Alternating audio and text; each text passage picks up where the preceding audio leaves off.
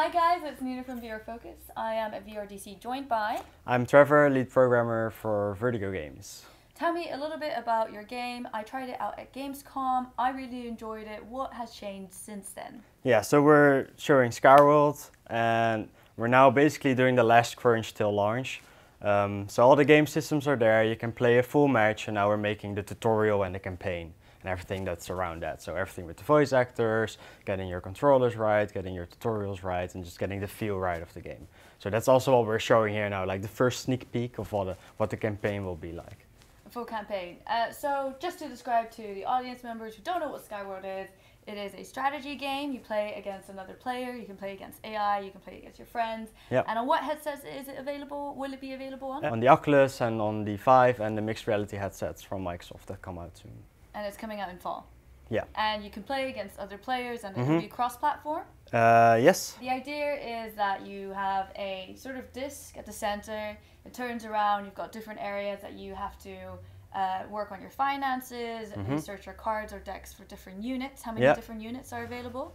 I think so. There are actually still some being made. I think we're around 15 now, but there will be a couple more. Okay. But it's still like we're playing around with, does this unit work, or does it fit in the game, and can we balance it? And so there's a lot of things that have to be tweaked before we can finally say, all right, this unit is final in the game. But yeah, to add on to that, it's you basically manage your resources to create your units for the battle mode, right? So it's a strategy game with elements from both turn-based and real-time strategy, and I think that makes it really unique. Also in combination with VR, that just makes it a strategy game that you can't play on another platform or that's out there yet. So it's just, I really enjoy it. It's nice. There's a dragon at the center, and you can kind of turn the table around. You can see your enemy or your friend, depending on who they are. And how long does it? Maybe it turns into your enemy. Maybe it turns into your enemy after this game. Yeah. But how long does a match in general take? So that totally depends on how experienced you are with the game. Because at the start you'll just be more about how do I manage everything, and you'll be more heavily focused on the economy. And later on you basically know how you want to play your economy, and then you focus on the battle, right? But we're aiming around like between half an hour, I think, for a full match, but it could be a lot shorter if there's a huge difference between skill levels, or even longer. But there's a wide range based on skill levels. So there's a single player campaign, yes. And what makes this different? What do you go through? Is it tutorial? Is there something that you have to achieve? So yeah, both. Basically you can see the campaign as a large tutorial, where the later maps will not really be a tutorial anymore, but just leave you to do whatever you want. But the first few will be a tutorial, and there will be a story that leads you through these different Skyworlds, and try and make it like an overarching story to match it together. So there's different maps or different Skyworlds that you go to, and there's a sort of a story across all of them? Yes, so there are different maps with different themes. So you've seen the mountain map the most, that's what we've been showing a lot, but there's also a jungle map and an island map, which have a different theme, and the campaign will also be around that map and have an enemy that reflects that theme of the map as well. Right, so, okay, so does that mean your enemy plays differently on every terrain? Yes. So there will be different enemies. So on the island map you have a pirate, for example, and those enemies have a different AI attached to them. So one is more aggressive, the other one is more on economy, and we try to play with that. And then you can also choose these in the normal skirmish. So you can choose which AI you want to play against. What is the story then, following through? I can't say that yet. You can't say it. That's fine. And that's why there's different units coming the whole time, because there's different terrains. Exactly. You just get more and more of the tools. Basically, we want you to learn the game through the campaign, and then you jump into skirmish against other players. Right. Okay. And so, how many different modes of gameplay are available? That's still not set in stone either. We're still experimenting with some other game modes. So you will have your normal domination game mode. Just take the other castle, right? And we are experimenting with game modes that are more heavily on economy, and there's one more heavily on battle. But that's all I can say about it for now. Okay, it's all very hush-hush.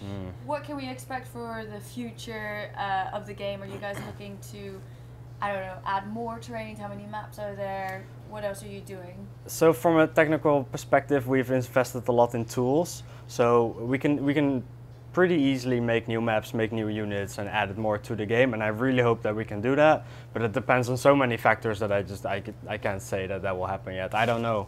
I would like to see that because I would like to play with more races and with more units, but I don't know yet. Is there like a camera option where people who play the game could perhaps stream it and showcase like, to another friend? It's really good that you say that, because last week we captured our mixed reality trailer, like the images for that. And we've been playing around with some tools for external cameras, like spectator mode, or just more like with screen effects, and have some streamer modes, for example. So we're definitely looking into shipping with that as well, to have like a better streaming experience for people. Yeah, because I can imagine like, you know, two different people fighting and maybe a commentator between them, because it is that strategy game, and there could become, you know, someone that's like, you know, telling the audience what's going on, very similar to other strategy games. Yeah, but I think for VR in general that works, because the first person views are just not that exciting. It's like super shaking frame and you don't really see what the player is doing, but just that third person spectator view is so much more engaging for others. So that's definitely something we want to bring to Skyworld, but just in VR in general later on as well. Right, fantastic. Is there any other game that you're working on in the future that you're thinking of telling us about? I can say that we're fully invested in VR now, so there's definitely something in the pipeline for after Skyworld. But fantastic. It's all very hush-hush as well. And you guys are making Skyworld for PlayStation VR as well? Not yet. Not yet. No, so Arizona we did after launch, because it's just a huge chunk of work, and it might happen with Skyworld, might not happen with Skyworld. We don't know yet, because we basically planned 1 month for Arizona to port that over to PlayStation, but in the end it took a couple of months for the whole team. So I'm not sure if we can make that investment again, but we'll see. It's a good platform. Last time I asked you for tips for developers, and you said from the very beginning, try and figure out which platform you're headed to before you build the game. Yeah. That's a developer perspective, but you have other people as well that make decisions and have an opinion and stuff. So, like in a perfect world, that's something you would do. But Skyworld was made just to show something awesome on high-end hardware. Just a lot of units, a lot of particles and whatever. So that's something we're making, and that's awesome. And then you look like, okay, to which platforms can we go? I have to add that Skyworld is pretty scalable, because you have this one frame, right? If we can get that on a proper frame rate, then it's just gonna work. There's nothing crazy happening anymore. There's no more complex shot or something that you can get. So if we can get the performance on a level that it works on a platform, then we can get that done. And I think that's really scalable for Skyworld. So. Where can we go to find out more information about the game and what you guys are doing? So Skyworld is skyworld-game.com. We are Vertigo Games, vertigo/games.com. So all the new titles and stuff will be on there as well, new information. But for now, I would look at the Skyworld website and Twitter and stuff. Amazing, great. Well, thank you so much for your time.